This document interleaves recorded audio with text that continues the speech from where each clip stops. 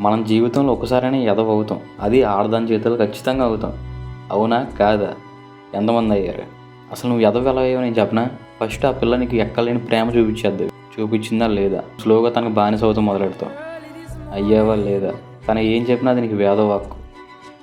అవునా కాదా? ఇంకా ఫ్రెండ్స్ ఫ్యామిలీ ఎవరిని పట్టించుకో, ఆ పిల్లే నీకు దేవత అని చెప్పేసి నువ్వు గుండెల్లో గుడి కట్టేసుకుంటావు. కట్టుకున్నావా లేదా? నువ్వు తనకు పూర్తిగా బానిస అయిపోయిన తర్వాత మొదలెట్టుద్ది. తను ఏం చెప్తే అది నువ్వు చెయ్యాలి. చేసావా లేదా? నాకు నిజం చెప్పు, ఇన్ని చేసావు కదా, తను నీ లైఫ్లో ఉందా లేదా? ఇది చెప్పు, కామెంట్లో రాయి. నీ కామెంట్ నేను ఖచ్చితంగా చూస్తా. ఒకవేళ అది వదిలేసి వెళ్ళిపోయింది అనుకో, నాకు నీ జీవితం ముఖ్యం. ఈ మాటలు నీ కోసమే చెప్తున్నా. నేను తిడుతున్నా అని చెప్పేసి బాధపడదు. ఇదే లైఫ్, ఇదే జీవితం, ఇలాగే ఉంటుంది. ప్రతి క్షణం దూల తీర్చేస్తూ ఉంటుంది. ఏమంటావు? కామెంట్లో రాయి. మంచిది.